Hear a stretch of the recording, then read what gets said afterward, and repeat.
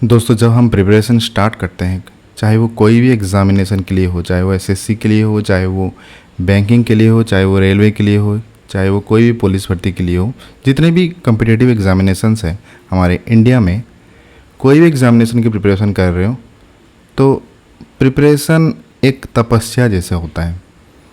ठीक है, तो जब हम तपस्या करते हैं तो उसके कुछ रूल्स एंड रेगुलेशंस होते हैं, कुछ मिस्टेक्स हमें वहाँ से अवॉइड करना होता है, कुछ टिप्स एंड ट्रिक्स होते हैं जो हमारे गुरु देते हैं, तो हमको इंस्ट्रक्शन देते हैं क्लियरली कि ये चीज़ करना है और ये चीज़ बिल्कुल भी नहीं करना है। अगर तुम इस तपस्या का फल चाहते हो तो तुमको ये गाइडलाइंस स्ट्रिक्टली फॉलो करने होंगे। ये रूल्स एंड रेगुलेशन से कोई भी तपस्या के लिए, तो पढ़ाई भी एक टाइप का तपस्या होता है, तो उसके भी कुछ रूल्स एंड रेगुलेशन हैं। तो इस वीडियो में हम रूल्स एंड रेगुलेशंस तो डिस्कस नहीं करेंगे, लेकिन हम मिस्टेक्स डिस्कस करेंगे जो हमको कम्प्लीटली अवॉइड करना चाहिए।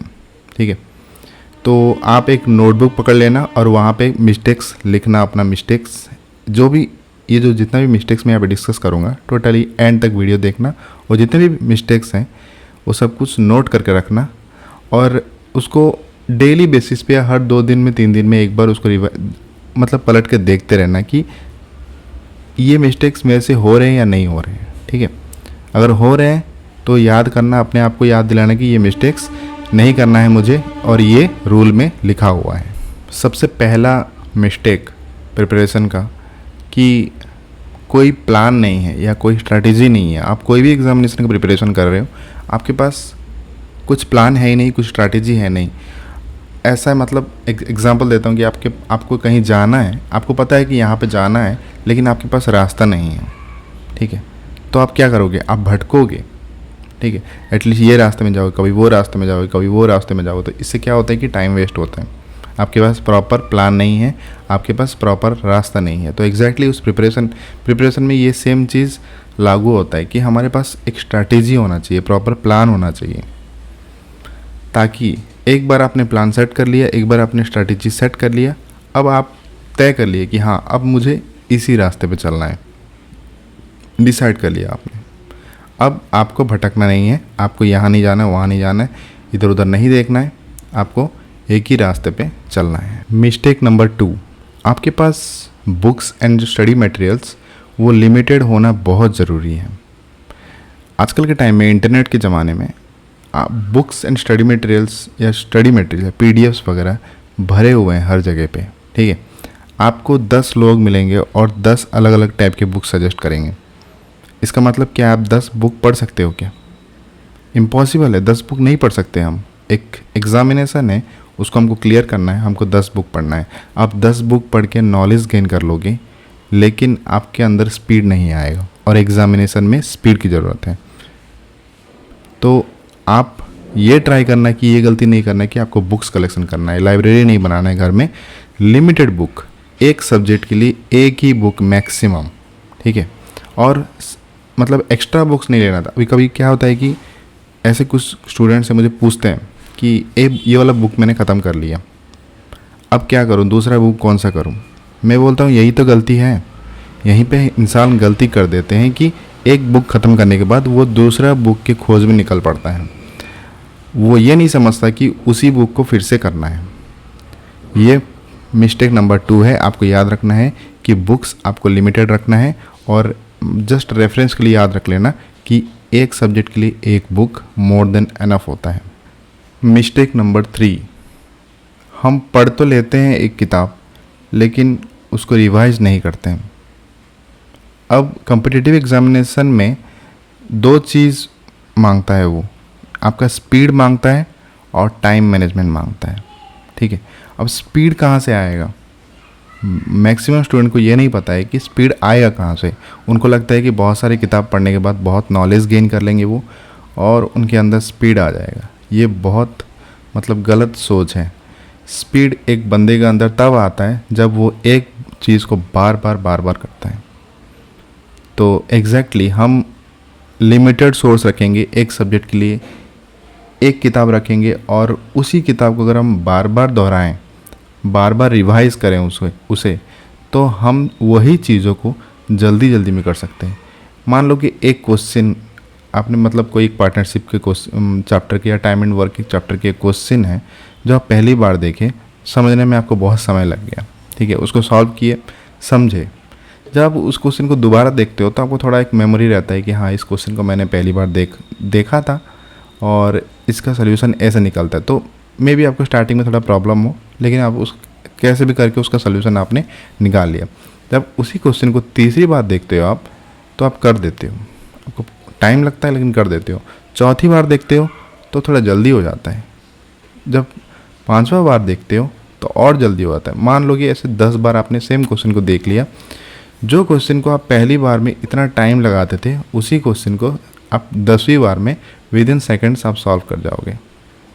तो यही ट्रिक है कि हम बार बार एक ही बुक को दोहराएं, बार बार सेम टाइप के क्वेश्चंस, जो टाइप्स ऑफ क्वेश्चंस है, पर्टिकुलर टाइप ऑफ क्वेश्चंस होते हैं एग्जाम में आते हैं, ठीक है। ऐसा नहीं है कोई रामबाण के क्वेश्चंस आ गए एग्जाम में, ऐसा नहीं है।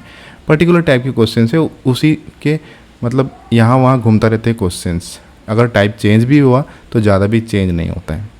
तो हम अगर पर्टिकुलर कुछ मतलब मान लो कि कोई चैप्टर का अगर 200 टाइप के क्वेश्चंस हैं, हम 200 टाइप के क्वेश्चंस अगर बार बार कर लें, मान लो कि 9-10 बार आप कर लिए, तो टाइप का आपका पूरा कम्प्लीटली रिवाइज हो गया वो, ठीक है।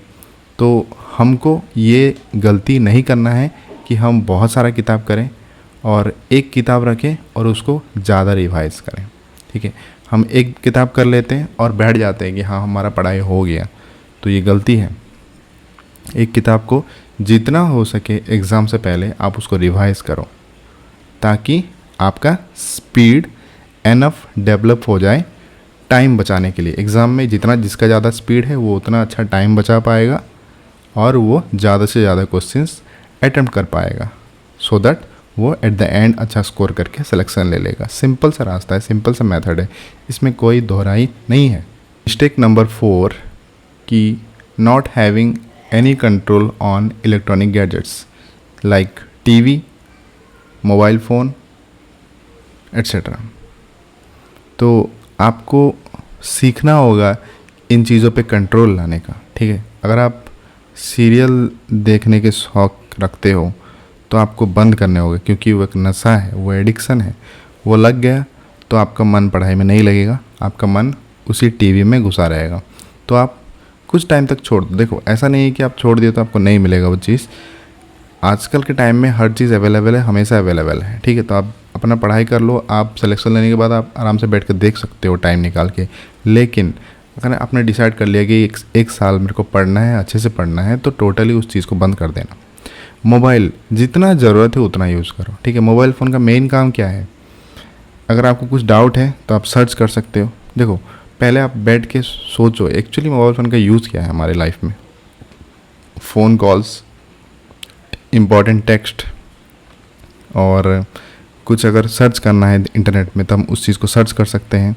तो कुछ बेसिक यूसेज है, ठीक है। गाना वाना सुनना कभी, ठीक है। मोबाइल में वीडियो देख सकते हो, मूवी देख सकते हो, यूट्यूब देख सकते हो, जो भी देख सकते हो। लेकिन आप उसमें से बैठ के आपको फ़िल्टर आउट करना है कि ये चीज़ अननेसेसरी है मेरे लाइफ में। अभी एक साल तक अगर प्रिपरेशन जो मैं कर रहा हूँ उसके अंदर ये चीज़ मायने नहीं रखता है, इसको मैं हटा सकता हूँ। आपको हटाना ज़रूरी है। अगर आप नहीं हटाओगे तो ये चीज़ आपको हटा देगा प्रिपरेशन से। तो जितना जल्दी हो सके ये सब चीज़ों को फ़िल्टर आउट करो और मिनिमम बेसिक यूज़ पे चलो। इससे क्या होगा, आपके ऊपर, आपका फ़ोन के ऊपर सेल्फ कंट्रोल होगा। देखो इनिशियली आपको थोड़ा डिफ़िकल्ट होगा ये चीज़ करने में, लेकिन विथ प्रैक्टिस ये चीज़ पॉसिबल है। तो आपको फ़िल्टर आउट करना है, जितना ज़रूरत है फ़ोन उतना यूज़ करो। और अगर आपके आजकल तो सब कॉस्टली फ़ोन पकड़ते हैं, सस्ता फ़ोन तो बहुत कम ही लोग पकड़ते हैं। तो उसमें एक फ़ीचर होता है कि आप कौन सा ऐप को कितना टाइम यूज़ कर रहे हो, एक दिन में कितना टाइम आपका स्क्रीन ऑन रह रहा है, इस चीज़ पे मॉनिटर करो हर वीक। और कम से कम हो ये चीज़, ठीक है। जितना कम होगा आपका एवरेज स्क्रीन टाइम या मोबाइल जितना भी ऑन रह रहा है आप देख रहे हो, उतना अच्छा है आपके लिए। तो जितना ज़रूरत है उतना यूज़ करो, अदरवाइज़ आप उसको यूज़ नहीं करो। आपका पूरा फोकस पढ़ाई पे ही होना चाहिए। इवन आप नहीं भी पढ़ रहे हो, चुपचाप बैठे हो एक जगह पे, फिर भी आपका दिमाग पढ़ाई पे ही होना चाहिए, मन पढ़ाई पे होना चाहिए, ठीक है। आप शायद वो पढ़ ना रहा हो, मतलब उस टाइम पे अगर आप पढ़ाई नहीं भी कर रहे हो, फिर भी आपका मन पढ़ाई पे होना ज़रूरी है, ताकि इस चीज़ से पता चलता है कि आपका जो पाथ है वो उस तरफ है, ठीक है। आप पढ़ रहे हो लेकिन मन और कहाँ घूम रहा है, तो पाथ आपका उस तरफ नहीं है। हम जब डिसाइड कर लेते हैं हमको इस तरफ चलना है, तो हमको हर तरीके से हर सिचुएशन में हमको उसी तरफ चलना होता है। अगर नहीं भी चल रहे हैं, कुछ जगह पे अगर बैठे भी हैं, तो हमारा सोच हमारा उस दिशा पे होना ज़रूरी है, तभी जाके ये चीज़ आपके लिए काम करेगा और आपके लिए इजी हो जाएगा वो चीज़। मिस्टेक नंबर 5, यूट्यूब पे स्ट्रैटेजीज सर्च करना बहुत सारा। अब जब प्रिपरेशन स्टार्ट करते हो तो आप सर्च करते हो how to prepare for SSC CGL, how to prepare for SBI PO, how to prepare for SSC CHSL, how to prepare for SSC CPO, how to prepare for SBI clerk, how to prepare for RRB NTPC. Search कर लेते हो, बहुत सारे videos आते हैं। अब बैठ के आप क्या करते हो, सारे वीडियोस देखते हो। मैं आपको एक चीज़ सजेस्ट करूँगा कि आप उन्हीं के वीडियोस देखो जिन्होंने सिलेक्शन लिया हुआ है, क्योंकि बुक्स आपको हर कोई बता सकता है, लेकिन गाइडेंस सही तरीके से आपको वही बता पाएगा जिसने वो एग्ज़ाम को क्लियर किया हुआ है। आपको वही गाइड कर पाएगा जो उस रास्ते पे चला हुआ है और एट द एंड वो डेस्टिनेशन पे पहुंचा है। क्योंकि वो जो बीच में जब वो स्टार्ट किया और जब वहाँ पहुँचा, वो बीच में जो उतार चढ़ाव होते हैं, स्ट्रगल होता है कि आप किस चीज़ से गुजरना पड़ता है, वो वही बंदा शेयर कर सकता है जिसने वो टोटली पाथ को क्रॉस करके उस पार पहुंचा है। ऐसा नहीं है कि मैं ये नहीं कह रहा हूँ कि जिन्होंने एग्ज़ाम क्लियर नहीं किया है वो गलत इन्फॉर्मेशन देते हैं, नहीं, ऐसा नहीं।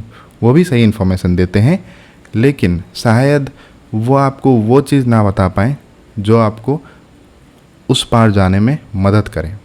आप चले जाओगे बहुत आगे तक चले जाओगे, लेकिन वहाँ भटकोगे आप। फिर अब क्या, अब कैसे करूँ, आप एट द एंड जाके भी फेल हो जाओगे, तब वो बहुत दुखता है। तो आपको क्या है कि पार लगाने वाला वही बंदा है जिसने एक्चुअली इस एग्ज़ाम को क्लियर किया हो। जो भी पर्टिकुलर एग्ज़ाम, आप जो भी एग्ज़ाम के लिए प्रिपरेशन कर रहे हो, एक्चुअली जिन्होंने क्लियर किया हुआ है, आप उन्हीं से गाइडेंस लें, उन्हीं के वीडियोस देखें। एक बार आप उनका वीडियोस देख लिए, अपना स्ट्रेंथ एंड वीकनेस को लेके अपना एक खुद का प्लान बनाओ। या तो आप हो सकते हो तो उनको अगर फॉलो कर सकते हो तो कम्प्लीटली उनको फॉलो करो। अगर नहीं कर सकते तो अपना प्लान एक खुद का बनाओ और उस पर लग जाओ। अब दिक्कत ये है कि आप लगातार बैठ के वीडियोस ही देख रहे हो, सब स्ट्रैटेजी वीडियोस देख रहे हो। इवन एग्ज़ाम को 1 महीना भी है और 30 दिन मतलब 15-20 दिन बचा हुआ, फिर भी लोग स्ट्रैटेजी देखते हैं उस एग्ज़ाम के लिए। अब बताओ, 1 महीना बचा हुआ है एग्ज़ाम के लिए और उस एग्ज़ाम का स्ट्रैटेजी आप देख रहे हो, उसका मतलब क्या है?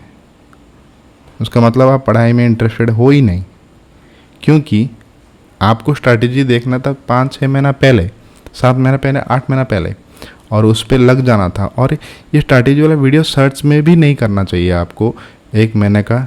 जब 1 महीना बचा हो, 1 महीना बचा हो तो फुल ऑन रिवीजन मोड में होते हैं स्टूडेंट्स,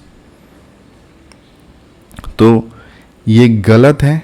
आप स्ट्रैटेजी 1-2 देखो, जिन्होंने जो सेलेक्ट हुए हैं अच्छे से समझ जाओ, लिख लो जो इंपॉर्टेंट पॉइंट्स है, खुद का एक स्ट्रैटेजी बना लो और उस पे लग जाओ। ज़्यादा टाइम इस चीज़ पे वेस्ट नहीं करना, ठीक है। यूट्यूब पे भरे हुए हैं बहुत सारे वीडियोस, सब वीडियोस देखोगे दोस्तों उतना समय नहीं है आपके पास। मिस्टेक नंबर 6, 1 पॉइंटेड अटेंशन नहीं है किसी के पास, ठीक है। अगर हमको कोई भी लाइफ में गोल को अचीव करना है, अगर हमने सेट कर लिया कि मुझे ये गोल को अचीव करना है, तो मेरे अंदर 1 पॉइंटेडनेस होना, अटेंशन होना बहुत ज़रूरी है। 1 पॉइंटेडनेस क्या है? अब देखो कि मैंने सेट कर लिया कि मेरे को ये एग्ज़ाम क्लियर करना है, कोई भी एग्ज़ाम हो, ठीक है, डिसाइड कर लिया, 7-8 महीना है, अब मैं प्रिपरेशन में लग गया। स्टार्टिंग में 2-3 दिन, 3 दिन, 1 हफ्ता में बहुत अच्छे से पढ़ा। नेक्स्ट हफ्ते से क्या हो गया कि मन में दूसरा ख्याल भी आने लगा कि यार साइड में कुछ कर लेता हूँ, ठीक है, कुछ एक साइड वर्क कर लेता हूँ ताकि थोड़ा पैसा भी हो जाए, ठीक है। अगर पैसे को उतना दिक्कत है तो वो अलग चीज़ है, लेकिन आपको पैसे का दिक्कत नहीं है, अननेसेसरीली अगर आप अपना अटेंशन को डिवाइड कर रहे हो, आप पढ़ रहे हो, यहाँ पे उस जगह पे अटेंशन नहीं लगाएगा और कहीं पे अटेंशन लगा रहे हो। मान लो कि और कोई एग्ज़ाम आ गया, आप उसका भी तैयारी करना स्टार्ट कर दिए, तो ऐसे क्या है कि अब एक जब वन पॉइंटेड होकर जो स्टार्टिंग में चल रहे थे, अभी आपका क्या हो गया कि 10 अलग अलग तरफ का आपका अटेंशन डिवाइड हो गया। उससे क्या होता है, जब हमारा अटेंशन डिवाइड होता है उससे बहुत बड़ा लॉस होता है। जब एक बंदा वन पॉइंटेड अटेंशन रखता है, उसका होल एनर्जी, अब हम totally human body energy basis पे वर्क करता है, ठीक है। उस इंसान का पूरा एनर्जी एक तरफ होके जाता है। जब एक इंसान का पूरा एनर्जी एक तरफ होके फ्लो होता है तो उसके लिए वो गोल को अचीव करना इजी है, जल्दी अचीव कर लेगा। लेकिन वही बंदा अगर 10 तरफ अटेंशन रखेगा तो उसका एनर्जी 10 तरफ जा रहा है, उसका जितना भी एनर्जी डिवाइड बाय 10, तो बढ़ गया 10%, 10%, 10%, 10 तरफ अलग अलग हो गया। अब उस क्या हो गया कि पर्टिकुलर कोई भी गोल के लिए एनफ एनर्जी नहीं है उस गोल को अचीव करने के लिए। उससे क्या होगा कि वो कोई भी, वो जो 10 अटेंशन क्रिएट कर लिया उसमें से किसी भी चीज़ में वो सक्सेस नहीं होगा। तो उससे अच्छा है आप जो डिसाइड किए हो उसी पे लग जाओ। अगर आपने डिसाइड किया कि मैं 7-8 महीना तक, ऐसा डिसाइड करना है कि 7-8 महीना तक मैं कुछ नहीं करने वाला, बस यही चीज़ करूँगा। अगर इस टाइप का अटेंशन आपके पास है ना, तो आपके लिए कोई भी गोल मुश्किल नहीं है, ईजी आप उसको अचीव कर ही लोगे over the period of time, ठीक है। तो one pointed attention is very important to achieve any goal in your life. Mistake number 7, lack of time management. Time management की कमी है। अब पूरा दिन हमारे पास 24 आवर है। जो एग्ज़ाम क्लियर करता है उसके पास भी 24 आवर था, जिन्होंने एग्ज़ाम क्लियर नहीं किया हुआ है उसके पास भी 24 आवर है।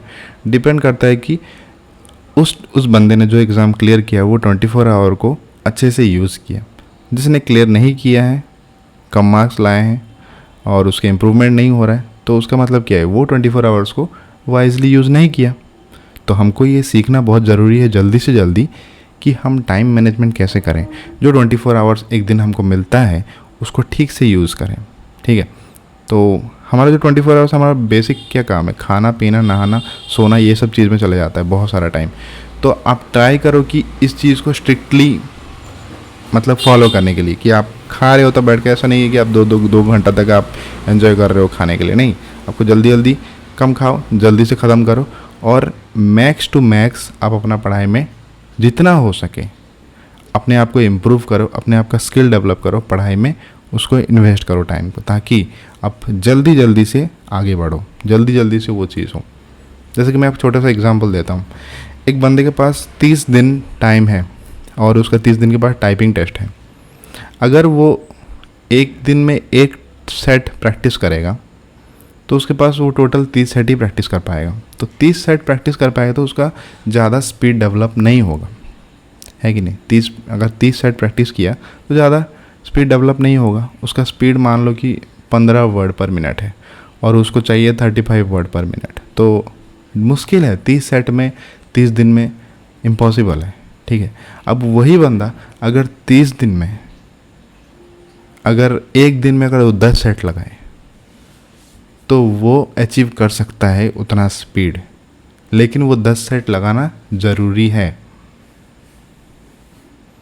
अगर वो 3-4 महीना 5 महीना पहले स्टार्ट कर देता और एक दिन में एक सेट लगाता तो वो पहुंच जाता उतना स्पीड तक।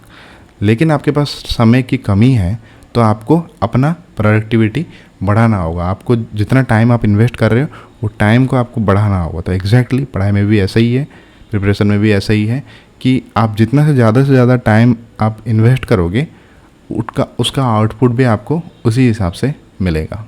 मिस्टेक नंबर 8 क्या है कि नॉट डेवलपिंग एनी स्किल्स। जैसे एग्जांपल दूंगा कि इंग्लिश रीडिंग जो स्किल होता है, इंग्लिश अंडरस्टैंडिंग जो स्किल होता है, अब वो दोस्तों ओवर द नाइट डेवलप नहीं होगा। एक रात में आप उसको सोच रहे हो कि आप इंग्लिश स्किल डेवलप कर लोगे, इंग्लिश अंडरस्टैंडिंग डेवलप कर दोगे, वो इम्पॉसिबल है। आपको मिनिमम 4 से 5 महीना या 6 महीना लगेगा इंग्लिश अंडरस्टैंडिंग डेवलप करने के लिए। तो कुछ चीज़ें ना बैकग्राउंड में डेवलप होते हैं। जैसे कि मैथ आप सीख लिए, ठीक है, आप सीख लिए, समझ गए और क्वेश्चन कर लिए, ये चीज़ बैकग्राउंड में डेवलप नहीं हुआ। लेकिन कुछ चीज़ होता है जैसे इंग्लिश अंडरस्टैंडिंग होता है, इंग्लिश लैंग्वेज सीखना होता है, ये चीज़ें बैकग्राउंड में डेवलप होता है। और ये चीज़ कैसे होगा, आपको रीडिंग करना होगा, इंग्लिश स्पीचेस सुनना होगा, धीरे धीरे धीरे धीरे धीरे ये चीज़ बैकग्राउंड में डेवलप होगा, और ये जो बैकग्राउंड में डेवलप होने वाला चीज़ हमको हमारा पढ़ाई में हेल्पफुल होगा। इंग्लिश ग्रामर, जो सब्जेक्ट है कॉम्पिटिटिव एग्जामिनेशन में आता है, वो उसके लिए बहुत इंपॉर्टेंट है। तो ये जो स्किल डेवलप, जैसे कि मैथ कैलकुलेशन स्पीड, अब calculation speed over the night आप एक रात में डेवलप कर सकते हो क्या? या मान लो कि एक महीना में भी आप क्या डेवलप कर सकते हो क्या? नहीं हो सकता है। जितना मान लो कि 8-9 महीने का प्रिपरेशन है, तो 8-9 महीना में अगर आप डेली कुछ टाइम इन्वेस्ट करते हो अपना स्किल डेवलप करने में, कैलकुलेशन स्पीड डेवलप करने में, तो धीरे धीरे करके ये चीज़ बैकग्राउंड में डेवलप होता है। ठीक है, एक होता है कॉन्शियस माइंड अपना, एक होता है सबकॉन्शियस माइंड। ये चीज़ें सबकॉन्शियस माइंड में डेवलप होता है। तो जो चीज़ सबकॉन्शियस माइंड में डेवलप होगा वो चीज़ हमारे लिए बहुत जल्दी स्पीड में काम करता है। तो हमारा ये मिस्टेक है, मैक्सिमम स्टूडेंट ये मिस्टेक करते हैं कि वो स्किल डेवलप नहीं करते हैं, वो बस शादी के पहले दिन ही बैंगन के पेड़ लगाते हैं। ये गलती नहीं करना। तो समय होते हुए ही आप अपना स्किल को डेवलप कर लो, और ये जो स्किल आप डेवलप करोगे ये आपका पढ़ाई में आपको हेल्प करेगा, ये आपका प्रिपरेशन में आपको हेल्प करेगा। मिस्टेक नंबर 9, अगर आपके फ्रेंड्स नहीं हैं कोई भी तो बहुत अच्छी बात है, ग्रेट, मतलब आप भाग्यवान हो अगर आपके कोई फ्रेंड्स नहीं है। क्योंकि बंदा जब अकेले होता है ना तो वो अपने आप को समझता है, उसके स्किल डेवलप होते हैं और वो इनोवेटिव होता है और वो बहुत कुछ चीज़ कर पाता है जब वो अकेले होता है। ठीक है, अकेले होने का मतलब नहीं है कि अकेलापन, समझने की कोशिश करो। अगर आपके कोई फ्रेंड्स नहीं है, दुखी नहीं होना उस चीज़ से, आप बहुत भाग्यवान हो उस चीज़ के लिए, आप मतलब थैंकफुल होना चाहिए कि आपके कोई फ्रेंड्स नहीं है। हाँ, फ्रेंड्स होने से क्या है कि थोड़ा हंसी मजाक होता है, ऐसा नहीं है कि आप अकेले नहीं हो कि हंसी मजाक नहीं है, वो भी हो सकता है अकेले हो के।